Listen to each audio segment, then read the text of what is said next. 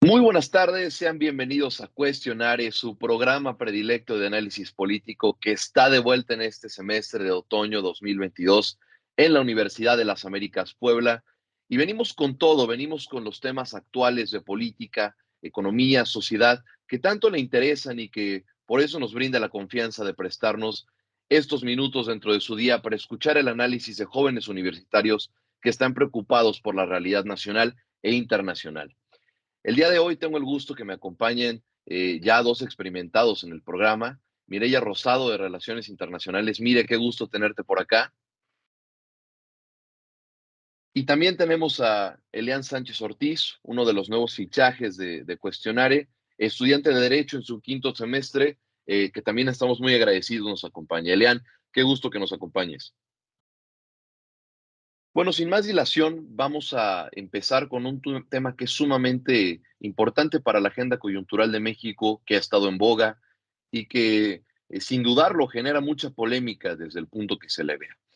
Y es que el presidente de la República, Andrés Manuel López Obrador, la semana pasada en una de sus conferencias de prensa matutinas, conocidas coloquialmente como mañaneras, eh, amenazó o amagó con que si el Poder Legislativo, específicamente si en Cámara de Diputados, no se pasa su proyecto de reforma constitucional a la Guardia Nacional, que tiene como objetivo principal pasarla o desadscribirla de la Secretaría de Seguridad y Protección Ciudadana para dejarla adscrita o integrarla a la Secretaría de la Defensa Nacional, eh, llegue a materializarse, ¿no? Es lo que teme el presidente, es una de sus tres reformas prioritarias que tenía en esta segunda parte de su administración. Como sabemos, la ley de la reforma a la industria eléctrica, pues no logró pasar. Fue uno de los hitos que vimos en el Poder Legislativo apenas en el abril pasado, un arduo debate lleno de calificaciones de traición a la patria, entre otras acusaciones por parte de diputados del Movimiento de Regeneración Nacional de la 4T en contra de la alianza opositora. Vimos verdaderamente pues un debate acalorado, ¿no? La segunda reforma constitucional pues que busca pasar el presidente es esta de la Guardia Nacional, y tercera es una reforma político-electoral con lo que se busca cambiar al Instituto Nacional Electoral y a los tribunales electorales. En esta coyuntura de, digamos, eh, no crisis, pero sí arena de confrontación política directamente entre el Ejecutivo y los otros poderes, específicamente el Legislativo, vemos cómo se buscan mecanismos alternos, ¿no? Para poder cumplir esta agenda que tiene el presidente. Hay que recordar, y me parece importante comenzar mencionándolo en nuestro auditorio, un poco de contexto histórico de qué es la Guardia Nacional, cómo surge de cierta manera. Recordemos que la Guardia Nacional es el organismo del Estado mexicano que junto con la coordinación de los tres niveles de gobierno locales, es decir, las entidades federativas, municipales y federal, se encargan de las acciones destinadas a proveer seguridad pública, las condiciones de seguridad pública. La seguridad pública, pues, es esta rama de la seguridad que tiene como bienes tutelados la libertad, eh, la vida, la propiedad. Son cuestiones que afectan directamente a lo público, es decir, a las personas, a sus propiedades, a sus atributos. Hay que dejar bien claro que no es una institución que se dedique a la defensa nacional, que está encargada de temas de seguridad nacional, que si bien pueden estar correlacionados, no son iguales. Hay que recordar que la seguridad nacional es la condición necesaria que proporciona el Estado para salvaguardar la integridad del territorio, la autonomía, la soberanía y cumplir con los objetivos nacionales permanentes y coyunturales. Eh, Diciendo esto, hay que tener claro que la Guardia Nacional es de relativa reciente creación. Apenas en 2019 se establece ya como un organismo dependiente, un organismo eh, descentralizado, desconcentrado, me parece, organismo desconcentrado de Secretaría de Seguridad y Protección Ciudadana, así como lo es el Servicio de Protección Federal, Comisión Nacional Antisecuestro, Prevención y Readaptación Social, entre otros, ¿no?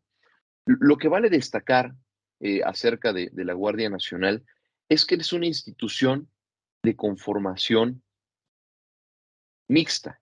Civiles, es decir, ex policías federales, militares y marinos, convergen en un cuerpo destinado a la seguridad pública en México. A grandes rasgos de eso se trata esta mezcla que se hizo en la Guardia Nacional, que recordemos que tuvo que pasar por un proceso legislativo. Elian nos contará más adelante de esto, de este proceso que también pues contemplaba en dos artículos, primero dentro de la Guardia Nacional, de la ley de la Guardia Nacional y luego de la Constitución, ¿no? Cosas importantes respecto a esto. Y Mireya pues nos va a hablar también de implicaciones mucho más precisas. Mireya, ya que me quedo con esto y ya que contextualicé un poco de qué se trata la Guardia Nacional, de cierta manera en su contexto histórico, que fue muy criticada, escuchábamos muchos debates de México, ya está militarizado, ¿no? O de México ya se dio la seguridad a los militares, ya estamos en un estado de excepción constante, ¿no? Estos discursos radicalizados, pues, que no terminan de ser ciertos, mire, pero a ver, cuéntanos bajo tu perspectiva, ¿qué implica esta reforma a la Guardia Nacional, estos amagues del presidente diciendo que a través de decretos va a cambiarla de seguridad a, de seguridad y protección ciudadana a la Sedena? Mire, el micrófono es tuyo. Gracias, Toño. Pues bueno, o sea, como ya mencionaste, uno de los atributos más importantes de la Guardia Nacional era este mando civil, ¿no? Esta naturaleza, pues digo sí, híbrida, pero tenía una parte civil importante. De hecho, eso fue una de las cosas que se discutió muchísimo a la hora de la creación de la institución de la Guardia Nacional, que de hecho está inspirada en organismos de seguridad que hay en otros países. Por ejemplo, en Francia tenemos a la Gendarmería, que también tiene este mando civil y que funciona muy bien. Y bueno, hay ejemplos en Italia, en Colombia, y bueno, que han funcionado bastante bien.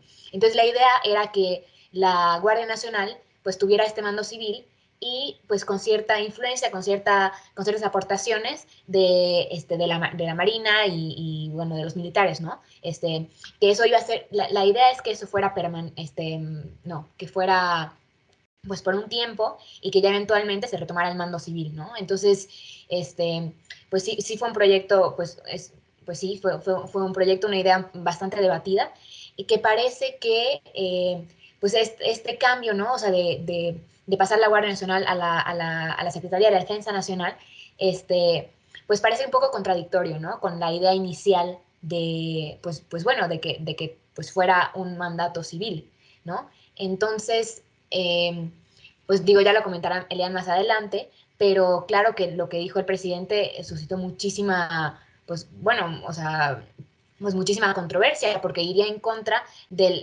pues, de la Constitución, de lo que dice la Constitución que debe ser la Guardia Nacional y de la misma ley de la Guardia Nacional, ¿no? Entonces, pues obviamente sería pues, una ley que iría en contra de la Constitución, entonces no pasaría, que sería muy difícil de discutir, que ya la oposición dijo que definitivamente no está de acuerdo.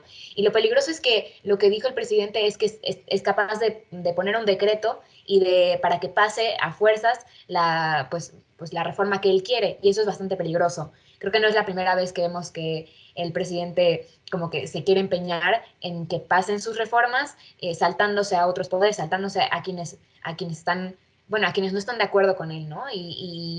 Y bueno, al principio sí, hubo pues muchas reacciones ahí, pues alarmantes, pues en la que dijeron, o sea, bueno, los de la oposición dijeron que en dado caso de que esta reforma, de que el presidente se empeñara a pasar esta reforma, iban a emitir una acción de inconstitucionalidad. Ya después igual el Antonio nos podrán explicar más en qué consiste eso.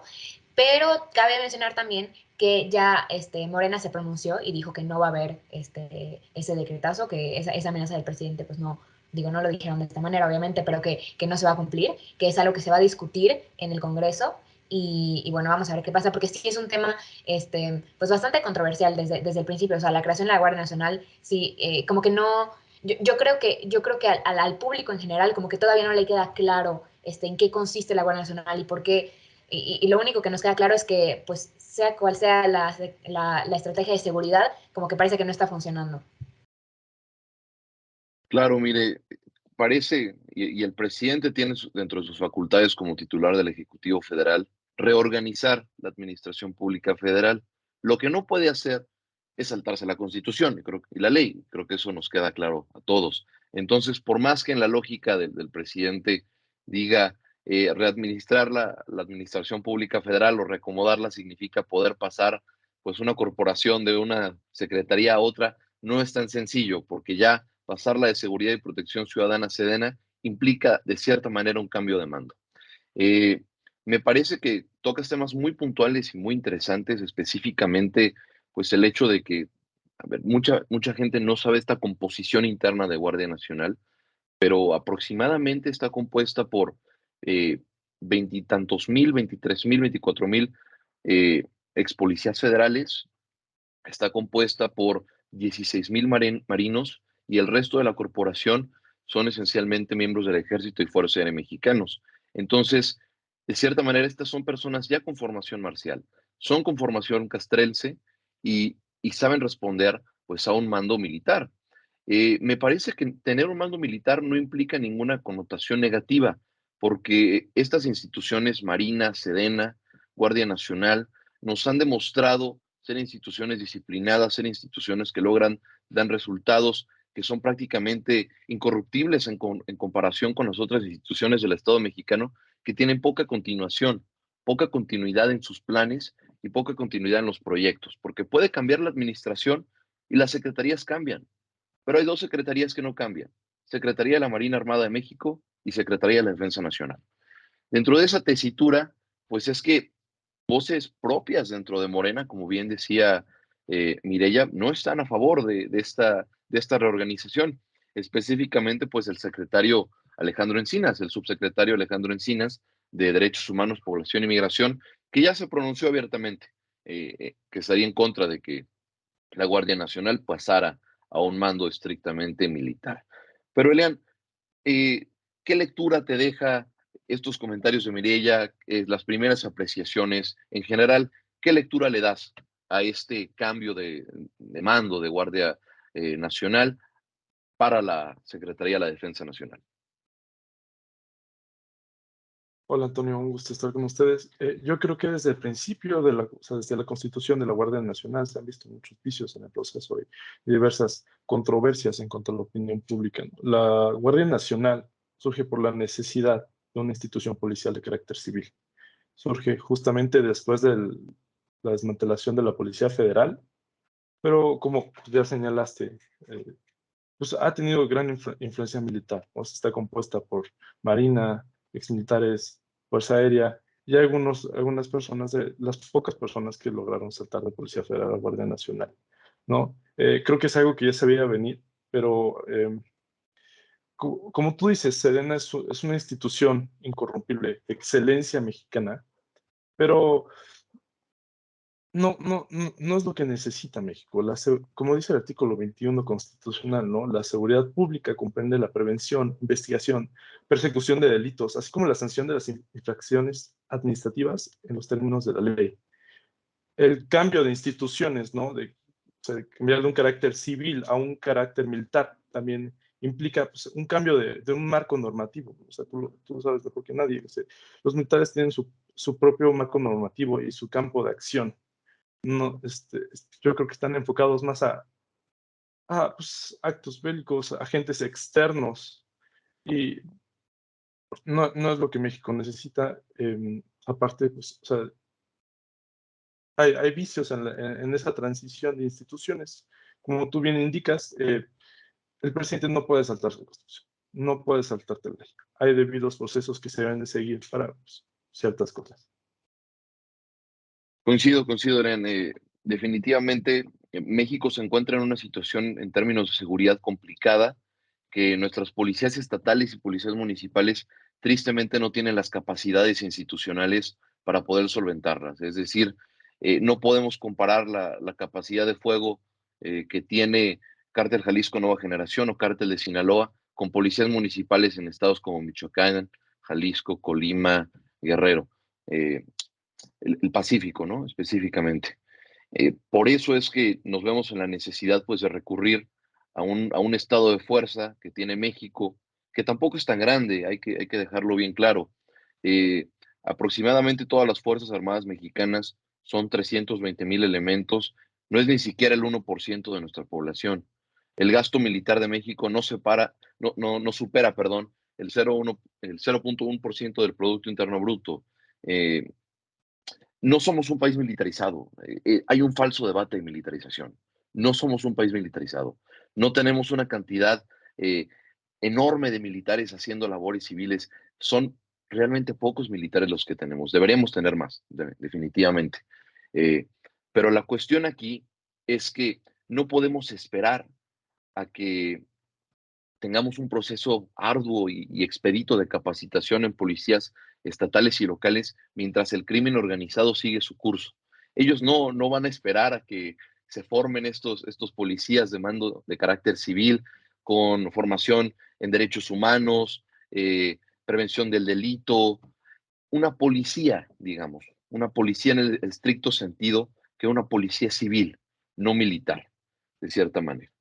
Por eso es que me parece que en la coyuntura, pues tenemos que hacer uso del estado de fuerza que tengamos, ¿no? Si el estado de fuerza está en el Ejército, Fuerza Aérea y Marina, y por ende Guardia Nacional tiene que estar conformado por ellos, es nuestra alternativa, es lo que tenemos que hacer, y me parece positivo que se busque que se profesionalice la institución. Estoy de acuerdo contigo que no es ideal tener a fuerzas castrenses haciendo labores de seguridad pública. Me parece que a ellos también les gustaría estar enfocados en las labores que constitucionalmente eh, tienen encomendadas, que son la defensa, la protección de la nación, la defensa nacional, salvaguardar la seguridad nacional, no específicamente labores de seguridad pública. Pero mire, cuéntanos, eh, ya habiendo contextualizado, ya debatimos un poco del marco en el que se encuentra la Guardia Nacional. eh, Hablemos ahora un tanto del legislativo, ¿no? De ya la capacidad del presidente por influir en la agenda legislativa, pues parece que se está, digamos, mermando. Ya no es la planadora de Morena que decía, se reforma la Constitución y se reforma, ¿no? Ya hay cierta oposición y ya vemos esta figura que dice que la oposición que existe, que se llama la moratoria constitucional, que es decir, no va a pasar ninguna reforma constitucional si no se ponen a negociar nuestros términos. ¿Cómo ves que esto afecta la realidad nacional, la coyuntura y los ánimos del presidente de hacer acuerdos y decretos como los que quería hacer? Pues bueno, creo que, bueno, primero, nada más, antes de contestar a tu pregunta, nada más un último comentario sobre este tema de la seguridad. Creo que definitivamente es un tema muy importante en México y es un tema para el que creo que no hay una solución fácil. Definitivamente eso que tú mencionas de que no podemos esperar a tener una policía bien formada, o sea, que el crimen organizado no se va a esperar a que tengamos una policía bien formada, es cierto, es muy cierto, claro que es un tema que hay que atender, pues que es urgente y lo hemos visto en los últimos días que, bueno, hemos estado bombardeados de imágenes que nos muestran cómo ha aumentado, pues bueno, al parecer ha aumentado la violencia en diferentes ciudades. Eh, y pues vemos que sí, claro que sí urge una respuesta, ¿no? Pero sí creo que no hay que perder de vista las soluciones a largo plazo, ¿no? O sea, claro que sí, hay que pues implementar pues soluciones urgentes. Sí, y creo que el ejército, pues digo, con sus cosas buenas y sus cosas malas, ofrece una alternativa y sí frena de cierta forma al crimen organizado, pero no podemos quedarnos con esta como única alternativa. Entonces creo que es muy importante como no perder de vista las soluciones a largo plazo que también tenemos que implementar y de alguna forma, pues para irnos saliendo, ¿no? De este ciclo de que solo podemos contar con las Fuerzas Armadas, ¿no? Entonces, bueno, nada más, pequeño comentario sobre el tema de seguridad y ahora sobre el poder legislativo, sí, definitivamente ahorita se ve como más debate, más, pues bueno, más oposición, es cierto, pero no sé, no, o sea, claro que lo ideal sería que esto llevara a un mayor diálogo, que esto pues hiciera que pues más, pues sí, que más voces se escucharan, que el presidente viera que verdaderamente no, o sea, pues no todos están de acuerdo con él, claro que sí hay una oposición existente, pero el problema es que no me parece que el presidente esté dispuesto a dialogar.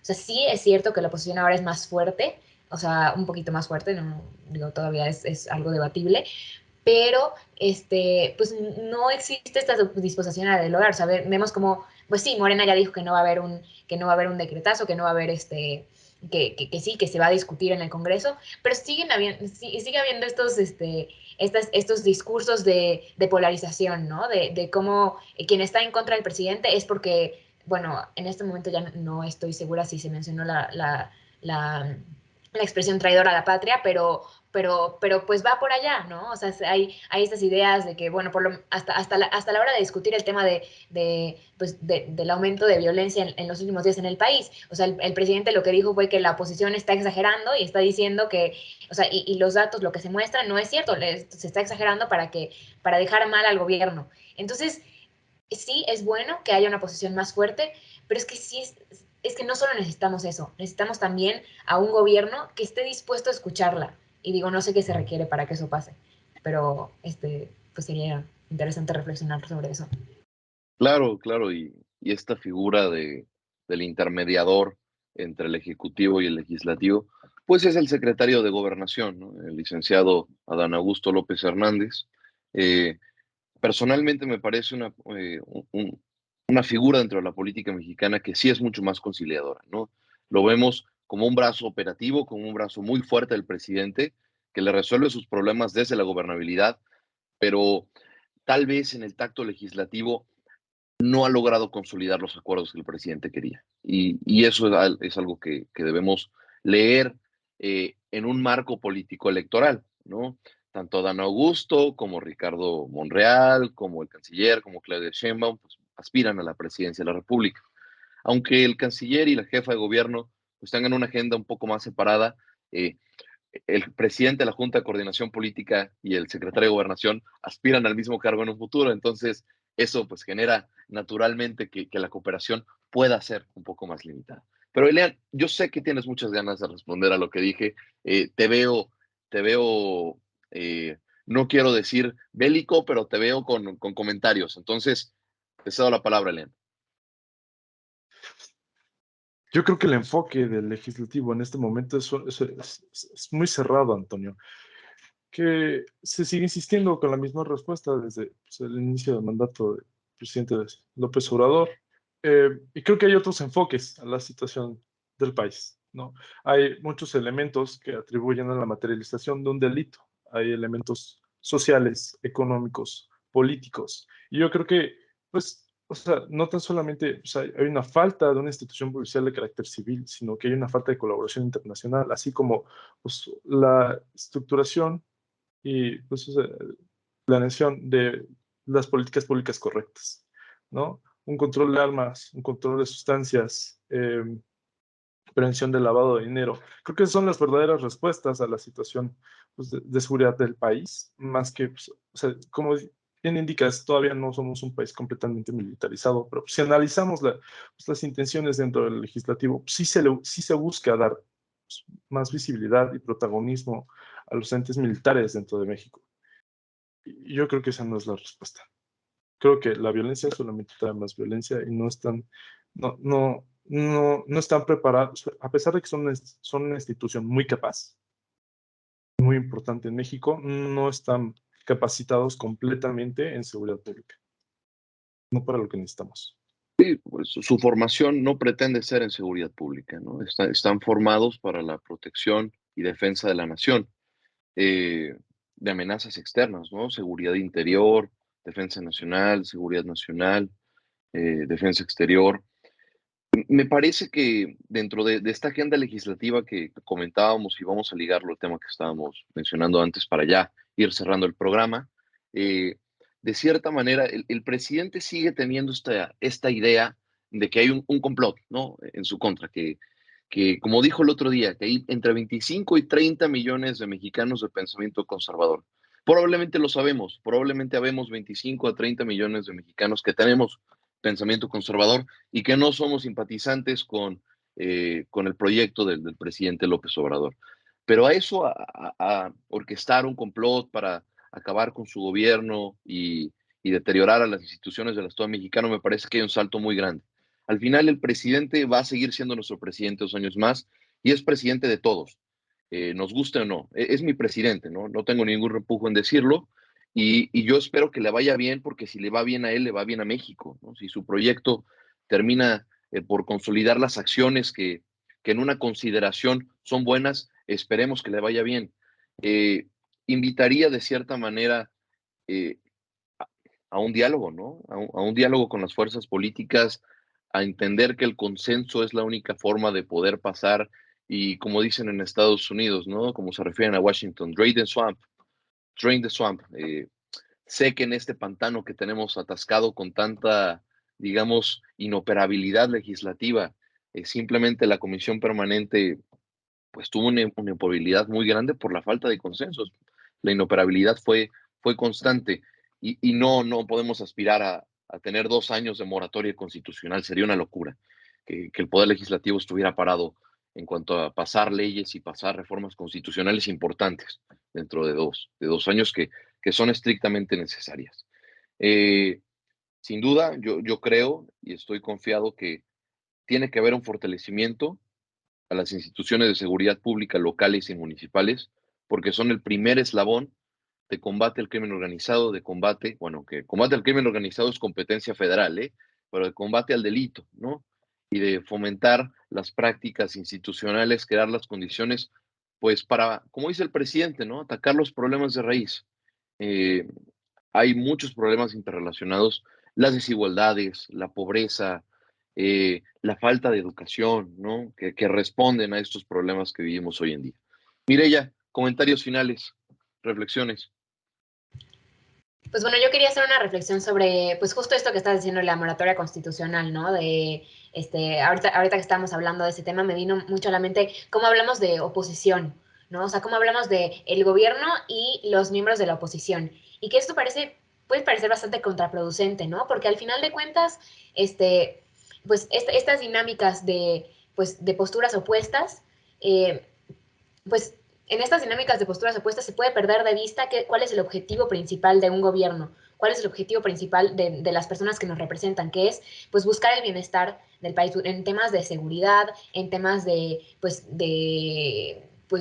sea, temas económicos, temas de energía. Al final de cuentas, la razón por la que escogemos a nuestros gobernantes o la razón por la que deberíamos escoger a nuestros gobernantes es pues porque consideramos que ellos son los que mejor pueden, o sea, los que pueden mejorar la vida de las personas, especialmente las más vulnerables.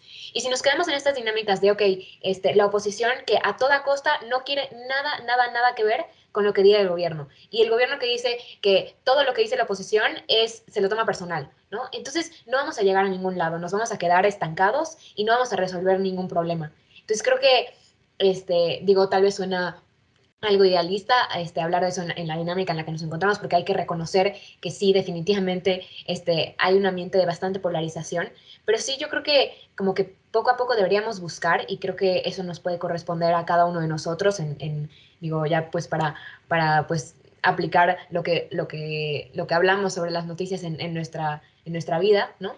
De buscar unas dinámicas que no sean de posturas opuestas, ¿no? Cuando hablamos sobre temas políticos o cosas de ese estilo. O sea, no buscar nada más posturas opuestas, sino pues enfocarnos en qué es lo que se busca, ¿no? ¿Qué es lo que queremos realmente? ¿Cuál es el interés común? Porque yo creo que todos los mexicanos tenemos un interés común. Entonces, bueno, pequeña reflexión sobre pues, estos temas. Muchas gracias, mire, sin duda, ¿no? Son temas que nos dejan para reflexionar y me quedo con algo que dices, ¿no? No lo dices explícitamente, pero si la oposición no tiene nada que ofrecer, sí está moralmente derrotada. Elian, reflexiones finales. Creo importante la relevancia que tiene la mediación entre la oposición y pues el mandato del presidente. Creo que debemos encontrar un punto medio, ¿no? O sea, creo que no hay buenas respuestas, simplemente respuestas. Debemos encontrar un punto medio que vea por todo el interés de todos los mexicanos, ¿no? Al final de cuentas, pues la oposición pues, también se encuentra representada por la administración. Eh, Espero, como tú bien dices, ¿no? O sea, de que espero las decisiones de la administración pues, sean las correctas. Al final de cuentas, pues, yo lo único que quiero es bienestar, así como todos los mexicanos, ¿no? O sea, todos tenemos un interés en común, el cual es seguridad, salud, los bienes tutelados por el Estado. Entonces, espero podamos. Gracias, Elian. Eh, Les agradecemos a todos los que nos sintonizaron. Hay que seguir pendientes a la agenda política nacional. Tenemos temas de suma relevancia todavía relacionados a este. Vamos a ver qué pasa con Alito Moreno, ¿no? Que lo acaban de solicitar el desafuero. Impacta en este debate que tenemos en la conciliación entre las fuerzas políticas. Eh, Tenemos elecciones en el Estado de México, un proceso interno en Morena que fue interesante. Vamos a ver qué pasa con la alianza. En menos de un mes vamos a tener el desfile presidencial y nos vamos a enterar también de cosas muy interesantes. ¿Qué va a pasar con las consultas que hizo Estados Unidos y Canadá respecto al TEMEC? Va a ser un desfile específicamente de la Guardia Nacional, enfocado en la Guardia Nacional. Eh, Va a ser muy interesante. La agenda nos da para mucho este semestre. No hay que recordar o no hay que olvidar, perdón, que todavía tenemos temas internacionales pendientes. Eh, vamos a seguir en este semestre. Les agradecemos su confianza a las autoridades de la UDLAB, a TV UDLAB, le agradecemos que siga creyendo en este espacio donde los estudiantes tenemos esta oportunidad de expresar nuestras opiniones. Les agradecemos siempre nos sintonicen por TV UDLAB. Les mandamos un abrazo y que tengan excelente fin de semana.